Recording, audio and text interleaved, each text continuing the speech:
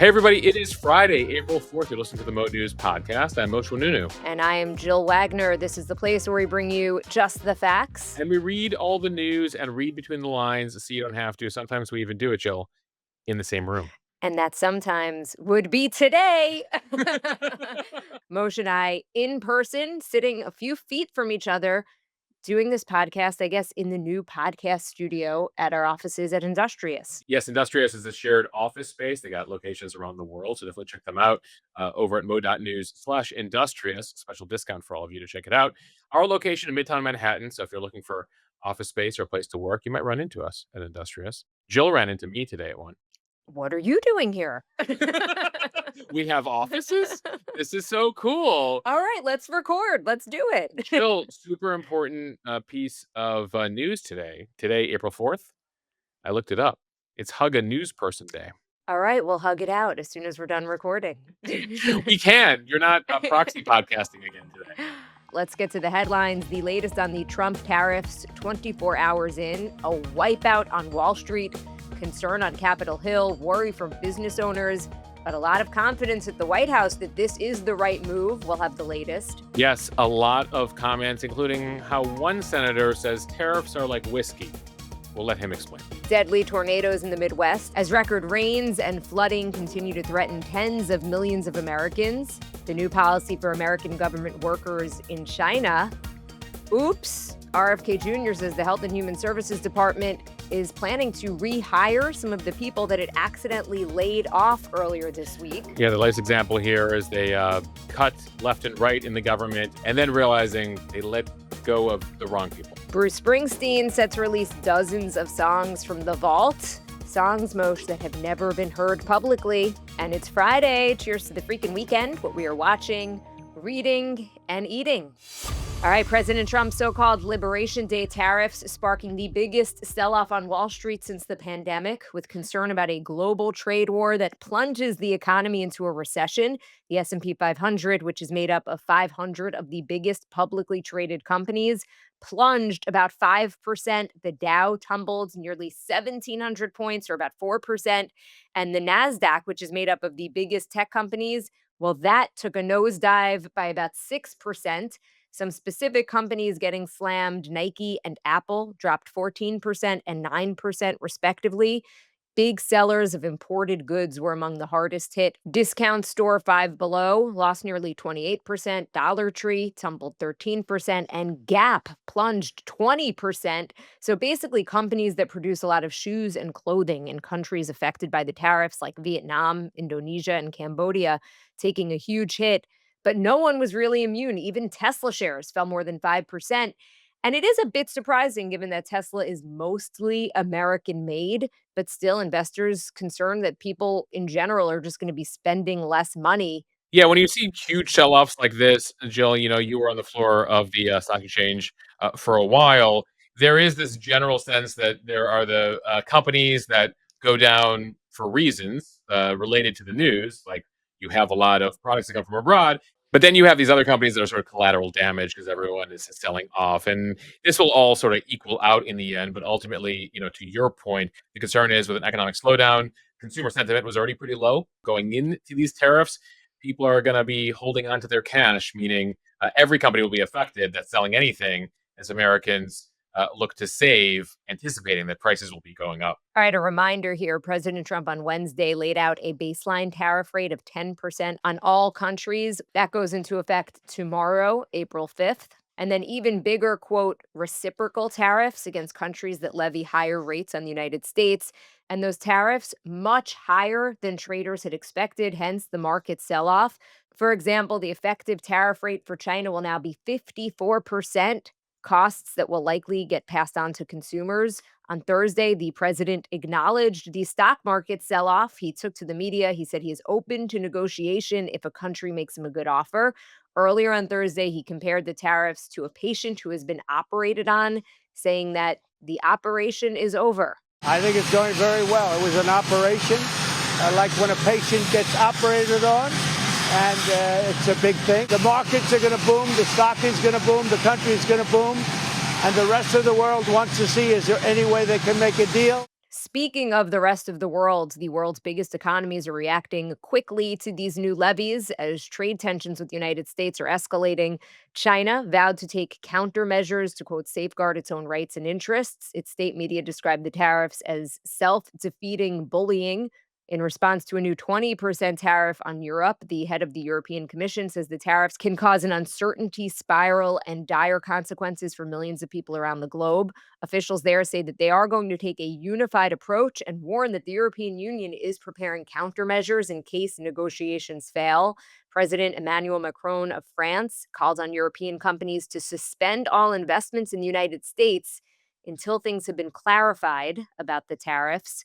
So, most clearly, these countries are taking this quite seriously. Yeah, I mean, in many cases, you've seen U.S. officials, Howard Lutnick, the Commerce Secretary, others. I think Lutnick yesterday compared the U.S. to a sumo wrestler, saying we're the biggest guy out there, and a lot of these countries are going to be impacted by this more than we are, even though U.S. consumers and businesses will take a hit here. So the expectation from Trump, from his team, is you're going to have to come to the table and negotiate. Even as they're saying, by the way, this is not room for negotiation. You have been messing with the U.S. for too long, and this is us finally getting even with many of you. But one of the questions being asked around the world is like, how did you guys come up with these numbers? We mentioned this yesterday on the podcast, that in some cases, the tariff numbers announced by the US on these countries, while Trump said they're half of the damage these countries have done to us, in many cases, literally, the tariffs are higher than the tariffs imposed by those other countries.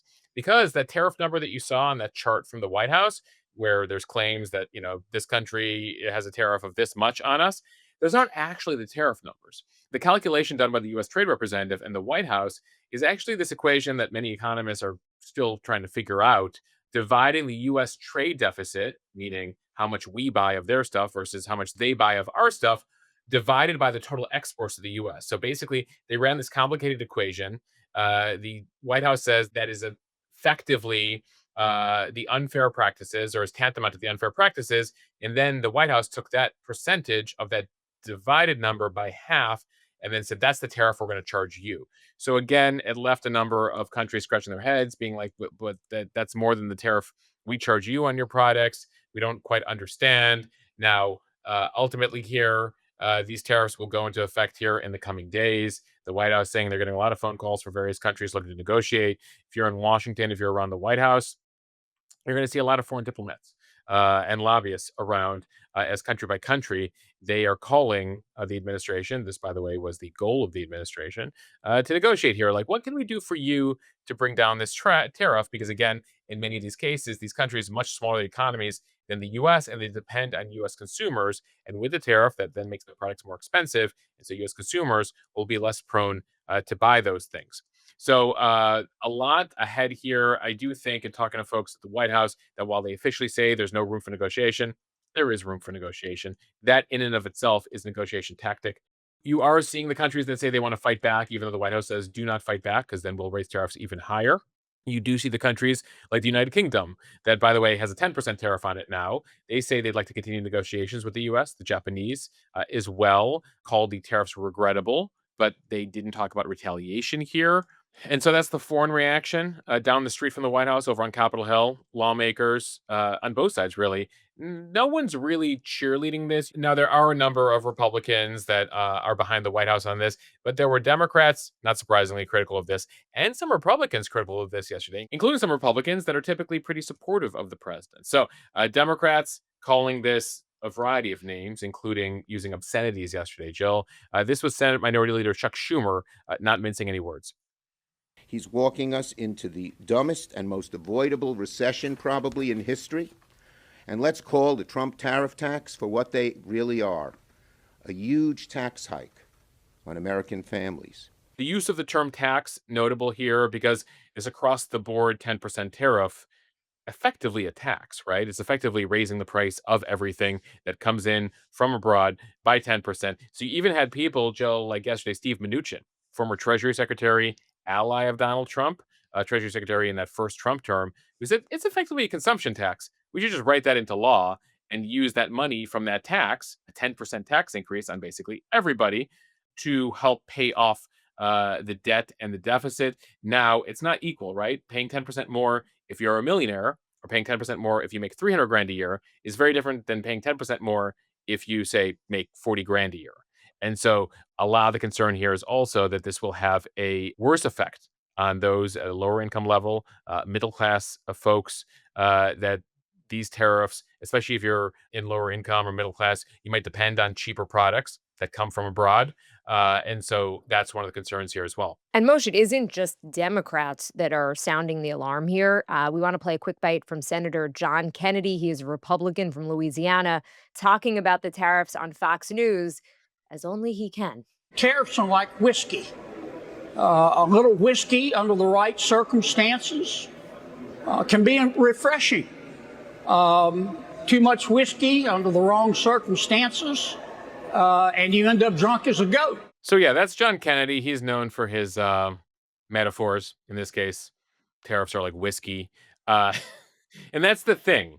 Tariffs can be used effectively, can be used for positive things. I guess in the case of John Kennedy, their whiskey that is refreshing. I was on Capitol Hill a couple weeks ago talking to Debbie Dingell. She's a Democrat from Michigan, pretty moderate. And she said, listen, if the president wanted to be tactical about this and say, this industry is being burned by this country, then let's do it, right? There's fishermen right now in the Gulf who are super happy about these tariffs.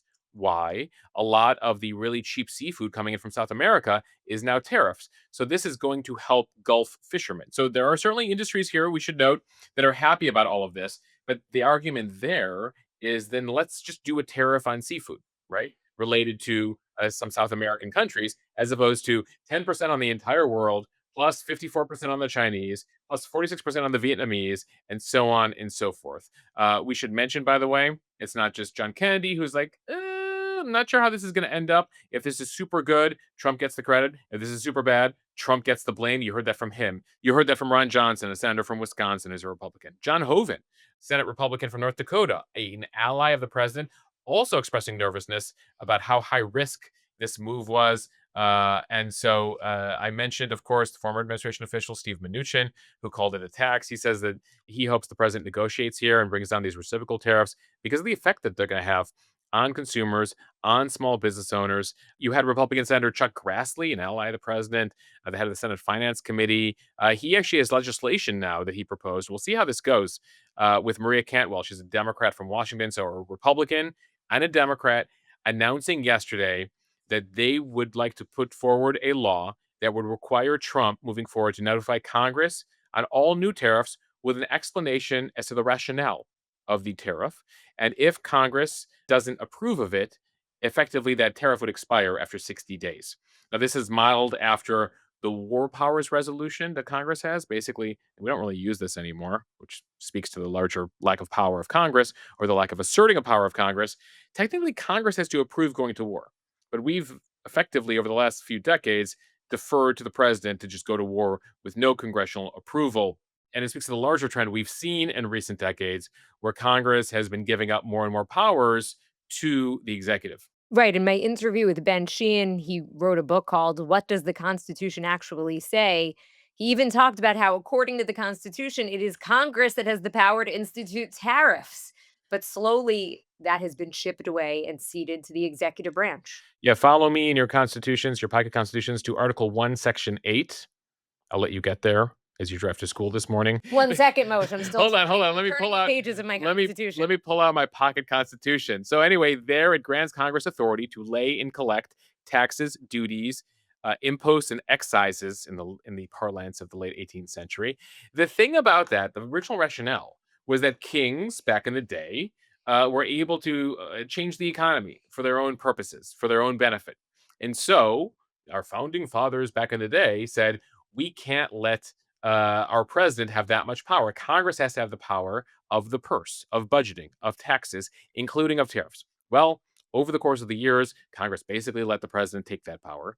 And so here you have an opportunity for Congress to reclaim that power, at least over on the Senate side. House Republicans, much more loyal to Trump. We don't see a scenario where they would pass that bill. So it is leading to an interesting situation here, Jill, even 24 hours in, where some Republicans who have been for the first 70 days of Trump fully there with him, here they're already getting the phone calls from constituents. They're getting the calls from small business owners. They're getting the call from voters. And remember, the president in his second term, while he futzes around with the whole idea of running for a third term, he never has to run again. A lot of these members of Congress, they got to face the voters and run for reelection. Yeah, and those tariffs are already causing job layoffs. Carmaker Stellantis is pausing production at two assembly plants in Canada and Mexico as the company tries to navigate the tariffs. As a result, about 900 workers in the United States at supporting plants will be temporarily laid off, in addition to about 4,500 hourly workers at the Canadian plant. One piece of good news, if you want to call it that: Ford announced that it will offer its employee discount to all customers through June 2nd. Ford said the sales program includes significant savings, but didn't say exactly what the details are of the discounts. But the program is called From America for America. It excludes some of the larger vehicles, some of the SUVs, but still, Mosh, a pretty good deal. And we've also been hearing from members of the Mo News community, particularly small business owners, about what these tariffs mean for them. Yeah, one note on that Ford item. I heard it could discount you $4,000, $5,000 on certain vehicles, and all dealers will be involved here. So certainly Ford trying to put out a good headline, a positive headline as they face, like all car makers face, 25% tariffs. Jill, one notable thing, we're digging around. Is there a single car that is a 100% all American parts, all assembled in America? It's not clear that there's a single one. We're still digging around for it. Now, there are vehicles, American manufacturers, foreign manufacturers, where there's like 70% of the car, 80% of the car, maybe 90% of the car. But ultimately, things like leather seats, that sort of thing, we just don't manufacture some of those things in America. So nearly every vehicle impacted by the tariffs here. In the meantime, you mentioned we talked to some small business owners. Jill, I put out a call on our Instagram account Wednesday night being like, hey, you think you're impacted by this? Let us know. We were inundated with dozens and dozens and dozens of messages from across the country, a whole variety of businesses, from making various machinery to retail to restaurants, saying, I get most of my produce from abroad. Coffee makers, 99% of our coffee comes from abroad. Hawaii and Puerto Rico make a little bit of coffee, but Americans consume so much coffee, 99% of it comes from abroad. We actually don't have the capacity in America to produce enough coffee here. So, I mean, certain elements here, people are like, what are you doing? My avocados come from Mexico and my coffee comes from whatever. And then certain elements, like I was watching CNBC yesterday, and they're like, we're used to $1,000 iPhone. If you want to pay $4,000 for your iPhone, it can be made in America.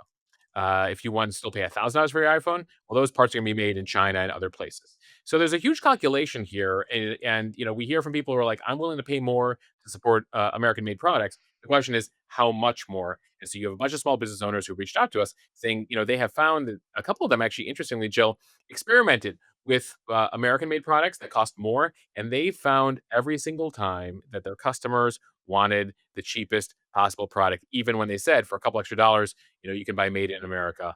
And so a couple of the business owners that we spoke to yesterday, one is Erica Campbell. She is the owner of Be a Heart Design. They produce Jesus rattles, dolls, pajamas, band-aids. They rely on factories in China for manufacturing. She told Mo News that with the tariffs on China, not only will we bring in less, but the cost of everything is going to be increasing. She said that her original cost of producing a pair of pajamas for about $12.50 will now be closer to $19 to produce them. So of course, then she will have to raise the price. A lot of these small businesses, Jill, operate on very small margins. So the idea here, and you heard it from Scott Bessent, the Treasury Secretary, that businesses should just eat the costs and not pass them along to consumers. A lot of business owners did not like that message, saying, "How do you want me to eat the costs? I still have to make a profit and pay my bills, and pay my mortgage, and pay my employees, and any growth I want to do about hiring new people or expanding." Well, that's gone right now. So we have more of those stories over on the Instagram page. We posted about 20 of them from various small business owners. We also went more into it over in the Mo newsletter, and you can find that over at mo.news. Most really interesting insights and troubling insights from the Mo News community. Yeah, listen, we spoke to some people too who voted for Donald Trump. And they said, I believe in the overall goal here. And that's the issue, right? Which is the long term goal: bring manufacturing back to America. Have us produce more of what we need here, as opposed to relying on foreign countries for everything from our pharmaceuticals to our chemicals to a whole variety of things that get produced abroad. But to what end and for how long? If it takes years or longer for manufacturing to come back here, fine, But ultimately, what am I doing this quarter, next month, next year, when it comes to my own business, especially as Americans will be reluctant to spend more given the instability in the economy. I mean, we all watched our 401ks go down at least 5% yesterday if you invest in the S&P. And so people will be reluctant there to spend more money as prices go up. And so, how will Congress intervene here? We're going to watch what happens there. Again, is there a better, more strategic way to approach this than this across the board tactic? And now some will say this is a negotiation tactic by the White House. A lot of folks, if you're watching the business channels yesterday, as I was, saying there's no way all these tariffs stay 6 months from now. There's no way they're all at these numbers because that's going to be, we're going to basically see 20% of American demand and spending go down. Moshe, I thought that Senator John Kennedy, who we've already quoted about the whiskey, he put it as only he could, I think, when he was on with CNN. And he said, yeah, in the long run, I get it. I get what he's trying to do. But in the long run, we're all dead. The short run matters also. And then asked how he would define short run, he said, it's like porn. You know it when you see it. Yeah, no, he's really trying out some of his best material over there, Kennedy. So He's got the one liners. he does have the one-liners, and that's what he's saying publicly. What we don't hear and what happens a lot in Washington is what is happening behind the scenes, what the phone calls are like, who's calling who around the president, especially in light of what we saw in the markets. We had another big day in the stock market today. We'll see how the week finishes up. We'll see what happens over the weekend here. If there's, I wouldn't be surprised. There is a scenario that Sunday night they announced that they're lifting some of these tariffs. That negotiations have been successful, especially if we have another really bad day on Wall Street. Moshe, before we leave tariffs, one of the countries that the US has launched tariffs against is a place no one has ever heard of. It's called the Heard Island and McDonald Islands near Antarctica. Yeah, so this is a territory which doesn't export anything because it doesn't have any people. It just has penguins and birds. And so if you look at the White House list of territories and countries we announced tariffs on, we put a 10% tariff on the Heard Island and McDonald Islands. Again, like a couple thousand miles off the coast of Australia. They manage it. The Australians were like, I don't understand why. What's going on? The apparently the list of countries and territories just goes on, some of which again you never heard of. In the US is like 10%, 10%, 10%. So yes, the Heard Island, McDonald Islands, that went viral yesterday. A lot of memes about the penguins protesting. Posted a couple on Instagram. The penguins very upset about this. All right, time for the speed read from CNN. Dozens of tornadoes broke out in the central United States Wednesday evening and tracked east overnight, tearing into homes and tossing vehicles like toys. At least 7 people were killed, 5 in Tennessee, 1 in Missouri, and 1 in Indiana. It follows a night of about 30 confirmed tornadoes. Severe storms could impact the region through Saturday. Yeah, the risk here will rise as the rivers rise as well across the region. Like in Tennessee, Kentucky, Ohio, forecasters expect heavy downpours through today and tomorrow. Officials still preparing vulnerable river towns for worst case scenarios here. Torrential rain, flash flooding warnings. Again, some of the states I mentioned, along with Arkansas, Missouri, Mississippi as well. From the Associated Press, the U.S. government has banned American government personnel in China, as well as family members and contractors with security clearances, from any romantic or sexual relationships with Chinese citizens. The policy was put into effect by departing U.S. Ambassador Nicholas Burns in January, shortly before he left China. Though some U.S. agencies already had a strict rule on relationships, a blanket non-fraternization policy, as it's known, has been unheard of publicly since the Cold War. It is not uncommon for American diplomats in other countries to date locals and even marry them. The only exception to the policy is U.S. personnel with pre-existing relations with Chinese citizens. They can apply for exemptions. If the exemption is denied, they must end the relationship or leave their position. No one with the government, by the way, would comment on the new policy change. Yeah, we've all seen the spy dramas or read the books of the honeypot, the infamous honeypot, typically using female spies to entrap male spies on the other side. There's examples of this going back centuries, going back to World War II, going back to the Cold War. But until the new ban in January, U.S. personnel in China were required to report any contact, intimate contact they had with Chinese citizens to their supervisors, but they were not explicitly forbidden from sexual or romantic relationships. But it appears here the Chinese are using that as a clear tactic here to try to get U.S. intel. And so the U.S. Embassy here saying, cut it out, guys. From the Wall Street Journal, Health and Human Services Secretary Robert F. Kennedy Jr. said that he would reinstate some programs and federal workers who were cut earlier this week as part of his sweeping reorganization of the department. Kennedy said Thursday, quote, some programs that were cut, they're being reinstated. Personnel that should not have been cut, we're reinstating them. Kennedy told us in an interview last week that 10,000 employees would lose their jobs in a broad reorganization of the health department and the agencies that it oversees. The cuts started earlier this week. Kennedy said a CDC program that monitors blood lead levels for children would be reinstated. He said agency leaders approached the reorganization with a willingness to make dramatic cuts, even if they made mistakes. Yeah, this has been part of the tactic we've told you about, the Silicon Valley, Elon Musk approach, which is cut too much. And then if you cut too much or cut mistakenly, you can bring them back. Typically done in that world sometimes, not so much in the government world. And so you have seen this. We told you about the National Nuclear Agency, where they let go of the wrong people who knew some nuclear secrets and were in charge of our nuclear safety, brought them back. The Ebola program brought them back. We've seen these examples time and time again where, again, the White House says, let's focus on all the stuff that we cut that is saving us money left and right. But there have been examples in each of these cuts where some of these vital programs or vital personnel have been cut. And then the government's basically saying, are bad. So some FDA employees and other agencies who were let go being invited to come back here. We'll await more details. Also, some of them that were told they're losing their job, they've been told to stay on for several months because they serve key functions here. We heard that from the IRS as well. At the same time, on Tuesday, entire divisions, entire offices at the CDC, the FDA, NIH, other health department components eliminated related to HIV prevention, violence prevention, school shootings, injury prevention, other departments as well. Departments that, as the administration looks to cut here, their goal again is $1 to $2 trillion. They're at a couple hundred billion, according to Doge here. They see as not necessary. From USA Today, two of Texas's biggest stars, Matthew McConaughey and Woody Harrelson, took center stage at the state capitol this week in support of a bill that some hope will make Texas a major player in the film and TV industry. They're looking to build on momentum that's already lured major productions like Landman, 1883, and Fear the Walking Dead to the state.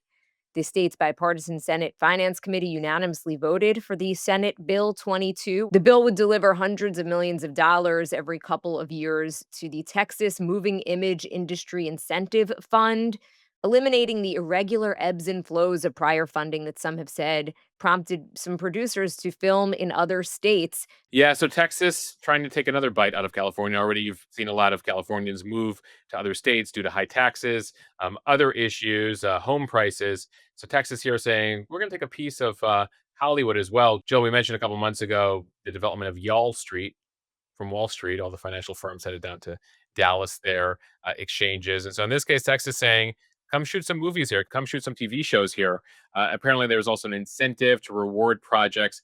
The state also says reflect family values and positively portray Texans. So get ready for some new shows and movies that reflect positively on Texas. Jill, we can go back a few decades. I feel like, Dynasty in Dallas from back in the 80s. There's primetime soap operas. So get ready for some new Netflix or HBO Max series or whatever in Texas if this works out. From NBC News, Bruce Springsteen will open his vault in late June and debut 83 previously unreleased songs in possible anticipation of a biopic about the rock legend. Jill, do we think Bruce has an actual vault? I think when people say this, it's kind of just like a virtual type of thing, but I wouldn't put it past Bruce Springsteen to have an actual vault. Right, like you walk really into the be vault with him. opening the vault. Yeah. Tracks 2, the Lost albums, will comprise 7 full-length records. They'll be available June 27th through Sony Music. Of the 83 songs on these albums, 74 have never before been heard by the public.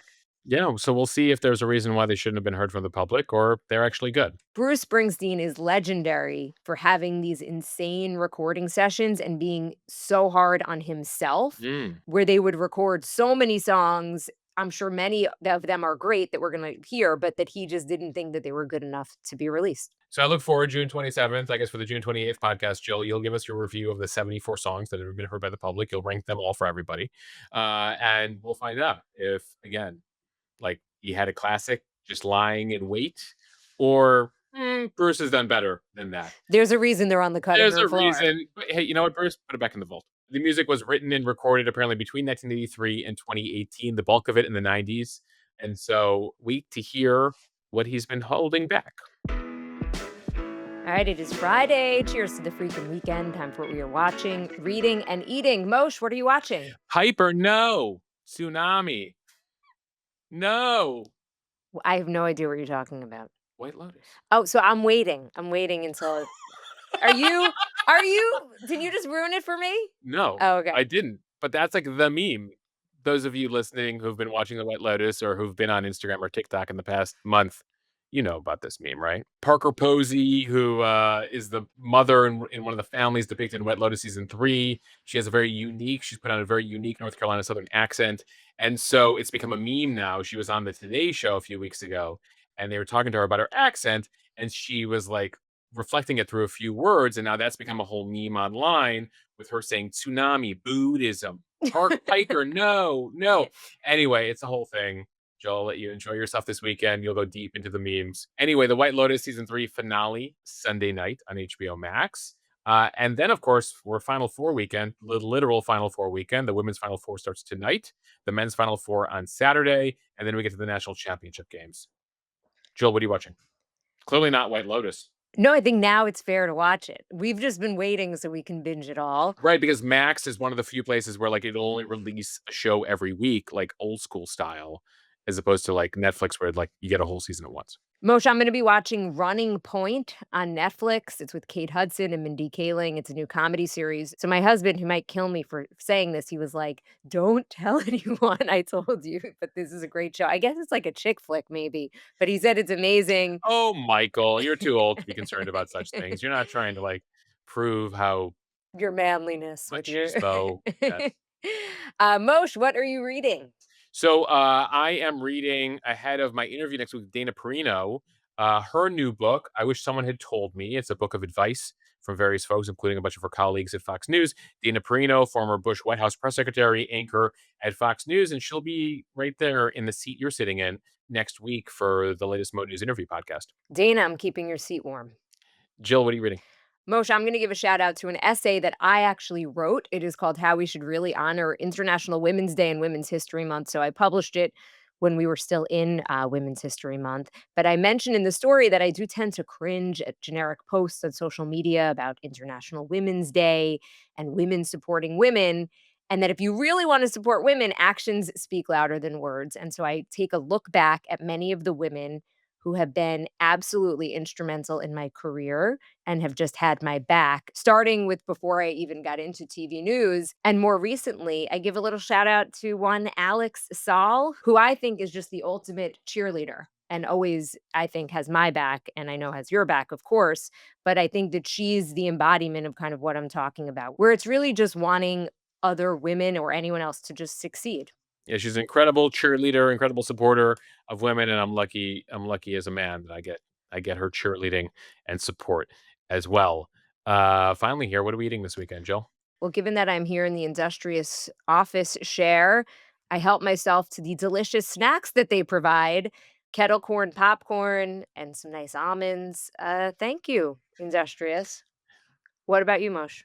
Jill, Alex started doing this a while ago, adding like a little bit of coconut water to water, and it's very refreshing. We have a steady supply in our house of Harmless Harvest coconut water, so it's not technically what I'm eating, but it's what I'm drinking. As Mary Poppins once said, a spoonful of sugar makes the medicine go down. A spoonful of coconut water makes the water go down. It's also supposed to be quite hydrating. It's extra hydrating, which is good and tasty. All right. Thank you guys for listening to this special edition of the Mo News podcast where Moshe and I are finally in the same room. Let's make it less special, Jill. Let's make this okay. Let's make it special when you're away and make it normal. No, I won't pressure you. People message me. It sounds like pressure. No, people message me like, don't you pressure Jill to come into the office. Let Jill do what she wants to do. Just saying, we got this nice comfy studio. You got a chair with your name on it. I mean, not your literal name, but we could put your name on it if that'll make you come in more. Well, now we're talking. A personalized chair. This is what I'm talking about. All right, everyone, have a wonderful weekend. See you guys on Monday. Thanks for listening to the Mo News podcast. Have a fantastic day. I hope you enjoyed.